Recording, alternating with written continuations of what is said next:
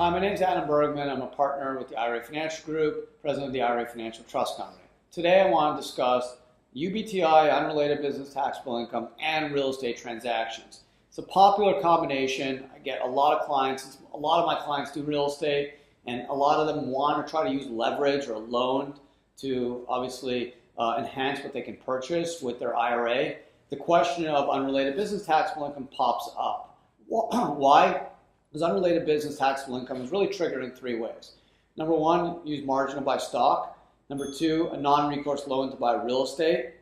There's an interesting exemption under 514C9 for 401ks. So if you use the 401k to get a non-recourse loan to buy real estate, you wouldn't have to deal with this UBTI and this 39.6% tax, which is quite hefty.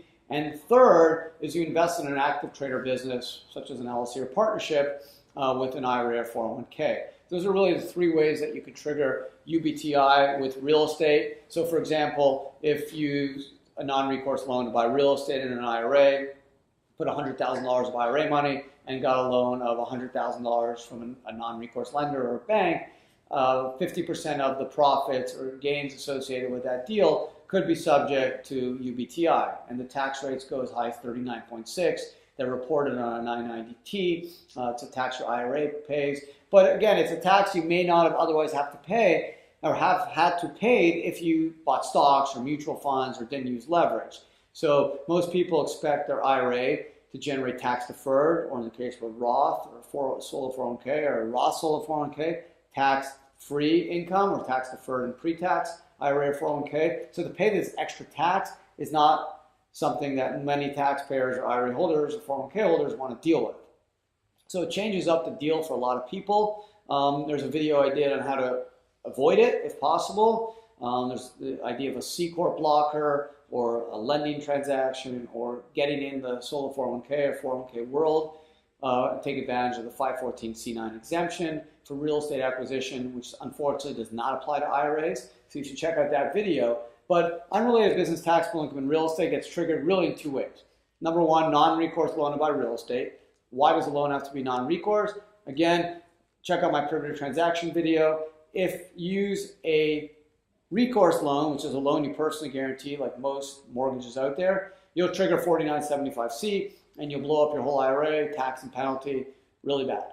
So it's got to be a non-recourse loan. So that's the first main way to trigger unrelated business taxable income and the trust tax rates and that 39.6 tax rate, which is not pretty.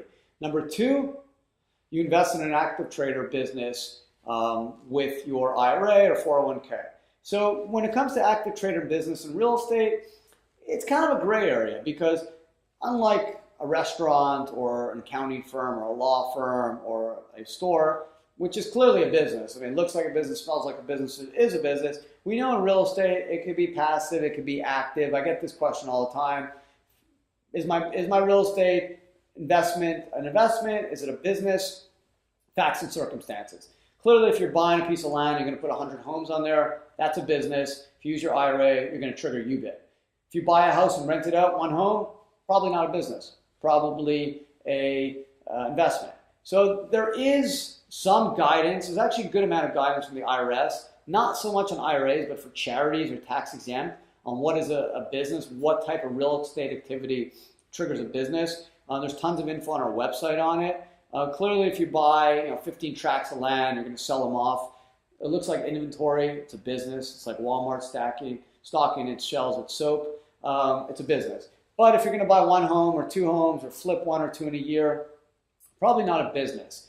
But myself or no other attorney can really give you a definitive answer on what is a business versus an investment. And it's very important in the unrelated business taxable income context. Because if you have an investment and not a business, you don't trigger UBTI, assuming there's no loan. If you have a business and you have the IRA or 401k investing in there, you can trigger UBIT. So it's very, very important. It's really based on the facts and circumstances, especially in real estate. Clearly, again, if you're investing in an accounting firm or a store, it's a business. But real estate, it depends on the volume, how much improvements you're doing, frequency, your intent, what you do personally. If you're a personal real estate developer and you're going to now do some more development, that's a fact the IRS can look at to say, hey, maybe this is a business. Whereas if you're a doctor or a lawyer and you're going to buy a commercial building, probably not a business with your IRA. So these are the things that you would look at to try to determine whether you're triggering UBIT. UBIT self-reporting, so you'd have to make that determination with your tax advisor.